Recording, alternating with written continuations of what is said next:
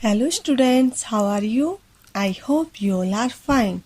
तो आज हम हमारी हिंदी की पाठ्य पुस्तक आरोह भाग एक काव्य खंड की पोइम 6 पढ़ेंगे, जिसका शीर्षक है चंपा काले काले अक्षर नहीं चीन्हती। इस शीर्षक के कवि श्री त्रिलोचन जी हैं। आधुनिक कवियों में श्री त्रिलोचन जी का नाम सुपरिचित है। इनका वास्तविक नाम वासुदेव सिंह है। इनका जन्म 20 अगस्त 1917 को उत्तर प्रदेश के जिला सुल्तानपुर के चिरानी पट्टी गांव में हुआ था। प्रस्तुत कविता कविवर त्रिलोचन की प्रसिद्ध काव्य रचना धरती नामक संग्रह में संकलित है। कविता में पूर्वी प्रदेशों में एकाकीपन की पीड़ा को झेल रही स्त्रियों की स्थिति की भी ओर संकेत किया गया है। कविता में हमारी शिक्षा व्यवस्था के अंतर्विरोध को भी स्पष्ट किया गया है। आज मनुष्य को आर्थिक संकट से जूझना पड़ रहा है। गांव के क्षेत्रों के लोगों को महानगरों की ओर रुख करना पड़ रहा है, जिससे संयुक्त परिवार प्रथा तीव्र गति से टूट रही है और एकाकी परिवार व्यवस्था बनती जा रही है। कविता में बताया गया है कि चंपा नामक युवती निरक्षर होने के कारण कवि को पढ़ता हुआ देखकर हैरान हो जाती है। वह समझ नहीं सकती कि काले अक्षरों में से ये स्वर कैसे निकलती हैं। कवि त्रिलोचन जी गांधी जी के आदर्शों का पालन करते हैं, इसलिए वे चाहते हैं कि चंपा भी पढ़ना लिखना सीख ले। तो आइए शुरू करते हैं हमारी पोइम चंपा काले काले अक्षर नहीं चीन्हती। अक्षर अर्थात अक्षर, नहीं चिन्हती अर्थात पहचानती, कि चंपा काले काले अक्षरों को नहीं पहचानती। चंपा काले काले अक्षर नहीं चीन्हती। मैं जब पढ़ने लगता हूँ वह आ जाती है, खड़ी खड़ी चुपचाप सुना करती है। उसे बड़ा आश्चर्य होता है इन काले चिन्हों से कैसे ये सब स्वर निकला करते हैं। कवि इन पंक्तियों में अनपढ़ चंपा के द्वारा अक्षरों को देखकर व्यक्त की गई हैरानी का वर्णन करते हैं और कहते हैं कि चंपा काले काले अक्षर अर्थात अक्षरों को नहीं चीन्हती पहचानती, कि जो चंपा है वो अनपढ़ है और अनपढ़ होने के कारण वो काले काले अक्षरों को नहीं पहचानती अर्थात उसे अक्षर ज्ञान नहीं है। मैं जब पढ़ने लगता हूँ वह आ जाती है। और कवि कहते हैं कि जब कभी मैं पढ़ने लगता हूँ या स्वयं कुछ पढ़ने लगता हूँ तो चंपा वहां आ जाती है, खड़ी खड़ी चुपचाप सुना करती है। और जब मैं पढ़ता रहता हूँ तो चंपा मेरे द्वारा बोले गए अक्षरों को चुपचाप खड़ी खड़ी सुनती रहती है।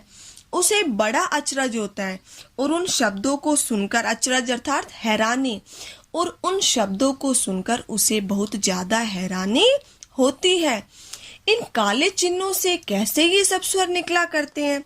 और वह कहती है कि जो कवि द्वारा जो बोले गए शब्द हैं उनसे वो कैसे ध्वनि निकलती है, अर्थात वह अक्षरों की ध्वनियों के विषय में समझने की कोशिश करती है और सोचती है कि कैसे इनके मुख से इन काले काले अक्षरों से जब ये पढ़ते हैं तो कैसे उन काले काले अक्षरों से ध्वनि निकल जाती है। चंपा सुंदर की लड़की है, सुंदर ग्वाला है, गाय भैंसे रखता है। चंपा चौपायों को लेकर चरवाही करने जाती है। चंपा अच्छी है, चंचल है, नटखट भी है, कभी कभी उधम करती है, कभी कभी वह कलम चुरा देती है। जैसे तैसे उसे ढूंढकर जब लाता हूँ पाता हूँ अब कागज गायब, परेशान फिर हो जाता हूँ। तो इन पंक्तियों के माध्यम से कवि ने बाला चंपा की अर्थात जो अभी बालिका है उस बालिका चंपा की मनोदशा का वर्णन किया है और इन पंक्तियों में उनकी किसकी, चंपा की नटखट प्रवृत्ति का भी उल्लेख किया है। और उनके बारे में, चंपा के बारे में बताते हुए कवि क्या कह रहे हैं कि चंपा सुंदर की लड़की है। चंपा के पिता का क्या नाम है, सुंदर। सुंदर ग्वाला है और सुंदर क्या है, ग्वाला है, गाय भैंसों को रखने वाला है, गाय भैंसे रखता है। चंपा चौपायों को लेकर, चौपायों अर्थात चार पैरों वाले जैसे पशु हुए, पशुओं में क्यों गाय भैंस, वो उनको क्या कह देते हैं हम, चौपाया भी बोल देते हैं, क्योंकि उनके 4 पैर होते हैं। तो जो चंपा है वो चौपाए को लेकर अर्थात अपने पशुओं को लेकर चरवाही करने जाती है। चरवाही करना अर्थात पशु चराने का काम करती है। तो जो चंपा है वो सुंदर की लड़की है और सुंदर एक ग्वाला है, और चंपा भी अपने पशुओं को, अपने पिता के पशुओं को लेकर उनको चराने का कार्य करती है। चंपा अच्छी है, चंचल है और वो थोड़ी नटखट भी है। कभी कभी उधम करती है, उधम अर्थात शरारत करती है। कभी कभी वह कलम चुरा देती है, और कभी कहते हैं कि कभी वह मेरी कलम उठाकर छिपा देती है। जैसे तैसे उसे ढूंढ कर जब लाता हूँ, और मैं जैसे तैसे करके जब अपनी कलम को ढूंढ कर लाता हूँ तो पाता हूँ अब कागज गायब। तो उसे जैसे मतलब जब मैं अपनी कलम ढूंढ कर लाता हूँ तो उसे जैसे पता चलता है, किसे, कवि को खुद को पता चलता है कि अब उसके क्या गायब हो गए हैं, अब उसके कागज गायब हो चुके हैं। परेशान फिर हो जाता हूँ और मैं फिर से ढूंढने के लिए क्या हो जाता हूँ, परेशान हो जाता हूँ। कहने का क्या भाव है कि चंपा अपनी छोटी छोटी शरारतों से, छोटी छोटी नटखटी भावों से कवि को अर्थात मुझे खूब तंग करती है। चंपा कहती है, तुम कागज ही गोदा करते हो दिन भर, क्या यह काम बहुत अच्छा है? यह सुनकर मैं हंस देता हूँ। फिर चंपा चुप हो जाती है। उस दिन चंपा आई, मैंने कहा कि चंपा तुम भी पढ़ लो, हारे गाड़े काम सरेगा। गांधी बाबा की इच्छा है सब जन पढ़ना लिखना सीखे। चंपा ने यह कहा कि मैं तो नहीं पढ़ूंगी। तुम तो कहते थे गांधी बाबा अच्छे हैं, वे पढ़ने लिखने की बात कहेंगे कैसे? मैं तो नहीं पढ़ूंगी। इन पंक्तियों में कवि श्री त्रिलोचन जी ने चंपा बाला को या बालिका को पढ़ने लिखने की सलाह दी है, और उनको पढ़ने लिखने की सलाह देते हुए कहते हैं, लेकिन वो ऐसा करने से मना कर देती है, इनकार कर देती है। और क्या कहती है? चंपा कहती है, तुम कागज ही गोदा करते हो। कागज गोदना अर्थात लिखना, कागज पर लिखते रहना। और क्या कहती है कि तुम सारे दिन ही कागजों पर लिखते ही रहते हो। क्या यह काम बहुत अच्छा है? कि क्या यह काम बहुत अच्छा है? क्यों? क्योंकि वास्तव में तो चंपा को पढ़ना लिखना अच्छा नहीं लगता। यह सुनकर मैं हंस देता हूँ। और जब चंपा मुझसे या कवि से ऐसा प्रश्न करती है कि क्या यह काम अच्छा है, तो उनकी बातों को सुनकर कवि कहते हैं कि मैं हंस देता हूँ, मुझे हंसी आ जाती है। और फिर चंपा चुप हो जाती है, और कवि की हंसी अर्थात मेरी हंसी देखकर वह चुप हो जाती है और बिना कुछ कहे ही वहां से चली जाती है। उस दिन चंपा आई, मैंने कहा कि चंपा तुम भी पढ़ लो। अब कवि बताता है कि जब एक दिन चंपा मेरे घर वापस आई तो मैंने उससे कहा कि चंपा तुम भी पढ़ लो, हारे गाढ़े काम सरेगा। हारे गाढ़े काम सरेगा अर्थात मुसीबत के समय यह तुम्हारे काम आएगा। जैसे कि कहा जाता है ना कि इंसान का सब कुछ बट जाता है, बस एक उसकी पढ़ाई ही उसकी कभी भी नहीं बढ़ती लाइफ में। उसका घर से घर बढ़ जाता है, धन से धन बढ़ जाता है, भाई का भाई बढ़ जाता है, सब उससे अलग हो जाते हैं, लेकिन पढ़ाई ऐसी चीज है जो मनुष्य से कभी भी अलग नहीं होती। तो कवि भी चंपा से यही कहते हैं कि मुसीबत के समय यह पढ़ाई ही तुम्हारे काम आएगी। गांधी बाबा की इच्छा है सब जन पढ़ना लिखना सीखें। जैसे कि मैंने बताया था कि ये गांधी प्रगतिवादी के आदमी है, तो वो कहते हैं, कवि कहते हैं कि गांधी जी भी यही चाहते हैं कि हर जन अर्थात हर मनुष्य लोग पढ़ना लिखना सीख ले।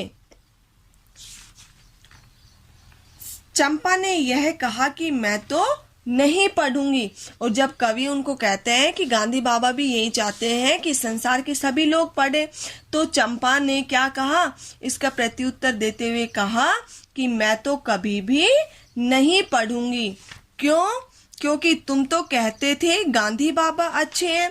और चंपा कहने लगी कि तुम तो क्या कहते थे, अपनी बात को मतलब उचित या सार्थक सिद्ध करते हुए बोली कि तुम तो कहते थे कि गांधी बाबा अच्छे हैं। अगर वो अच्छे हैं तो वो पढ़ने लिखने के लिए क्यों कहेंगे, क्योंकि चंपा निरक्षर है, अनपढ़ है, तो जो उसे पढ़ने लिखने की बात करेगा वो तो उसे कैसा लग रहा था, बुरा लगेगा। और जो मतलब ना पढ़ने की, उसको अनपढ़ रहने की बात करेगा वो उसको कैसे लगते हैं, अच्छे। तो जैसे ही कवि ने कहा कि गांधी बाबा भी चाहते हैं कि सब जन पढ़े, सब लोग पढ़े, तो उसे तुरंत ही उसके माइंड में आ जाता है कि गांधी बाबा अच्छे नहीं है, क्योंकि अगर वो अच्छे होते तो वो मुझे पढ़ने लिखने के लिए नहीं कहते। वे पढ़ने लिखने की कैसे बात कहेंगे, मैं तो नहीं पढ़ूंगी। और वो क्यों, उसको जो चंपा है उसको ऐसा क्यों लगता है कि नहीं पढ़ना चाहिए, क्योंकि उसकी दृष्टि में पढ़ने लिखने से घर टूट जाते हैं। क्यों, क्या होता है कि जैसे ही मतलब कोई अच्छा पढ़ लिख लेता है तो वो कमाने के लिए घर से दूर चला जाता है, और घर से दूर जाना चंपा घर का टूटना समझती है, इसलिए वो पढ़ने से तुरंत ही इनकार कर देती है।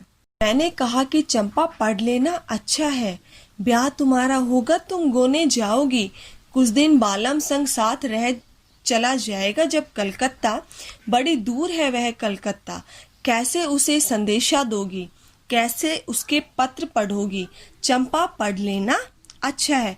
तो इन पंक्तियों के माध्यम से कवि चंपा द्वारा पढ़ने लिखने से जब इनकार कर देने पर उसे पढ़ाई लिखाई की आवश्यकता समझाते हुए उसे पढ़ने लिखने की प्रेरणा देते हुए कह रहे हैं कि मैंने कहा कि चंपा पढ़ लेना अच्छा है।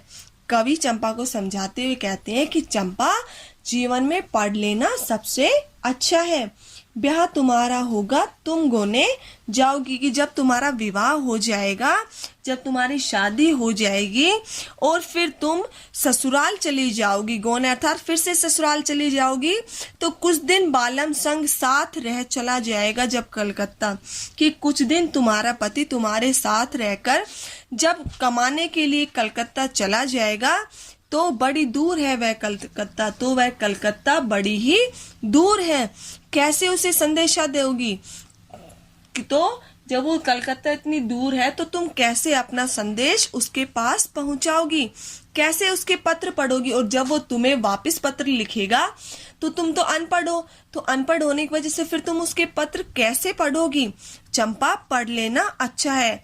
और कवि उसको समझाते हुए कहते हैं कि इस प्रकार चंपा आपको अपने जीवन में पढ़ लेना ही चाहिए, क्योंकि पढ़ना ही सबसे अच्छा है। चंपा बोली, तुम कितने झूठे हो, देखा, हाय राम, तुम पढ़ लिख कर इतने झूठे हो, मैं तो ब्याह कभी नहीं करूंगी, और कहीं जो ब्याह हो गया तो मैं अपने बालम को संग साथ रखूंगी, कलकत्ता मैं कभी न जाने दूंगी, कलकत्ते पर बजर गिरे। इन पंक्तियों में जो कवि त्रिलोचन जी है वो बताते हैं इन पंक्तियों के द्वारा कि जब कवि बार बार उन्हें चंपा को समझाने का प्रयास करते हैं कि जीवन में पढ़ लिखना ही सबसे अच्छा है, जब उन्हें मतलब कुछ उदाहरण भी देते हैं कि जैसे तुम्हारा विवाह हो जाएगा, फिर तुम ससुराल चली जाओगी, कुछ दिन तुम्हारा बालम अर्थात तुम्हारा जो पति वो कुछ दिन ही तुम्हारे साथ रहेगा, फिर वो कमाने के लिए आजीविका के लिए जब वो कलकत्ता चला जाएगा तो तुम कैसे संदेश दोगी। तो उसका प्रत्युत्तर देते हुए चंपा क्या कहती है कि चंपा बोली, तुम कितने झूठे हो। तो चंपा उसका प्रत्युत्तर देते हुए कहती है कवि से कि तुम कितने झूठे हो, देखा, हाय राम, तुम पढ़ लिख कर भी इतने झूठे हो कि तुम पढ़े लिखे होते हुए भी इतना झूठ बोल देते हो। मैं तो ब्याह कभी नहीं करूंगी, कि सबसे पहली बात तो यह है कि मैं विवाह ही नहीं करूंगी, मैं तो शादी ही नहीं करूंगी। और कहीं जो ब्याह हो गया और अगर कहीं मेरा विवाह हो भी गया तो मैं अपने बालम अर्थात पति को संग साथ में ही रखूंगी, कि यदि मेरा विवाह हो भी गया तो मैं अपने पति को अपने साथ में ही रखूंगी। कलकत्ता मैं कभी न जाने दूंगी, मैं उसको आजीविका के लिए कलकत्ता तो कभी भी जाने नहीं दूंगी। कलकत्ते पर बजर गिरे, बजर गिरना अर्थात विपत्ति आना। और वो क्या कहती है कि उसे मैं कलकत्ता कभी नहीं जाने दूंगी, कलकत्ते पर तो विपत्ति आ जाए, कोई बड़ा सारा उसका तो सत्यानाश हो जाए उस कलकत्ते का ही, ताकि उसका पति उससे दूर न हो सके। Thank you.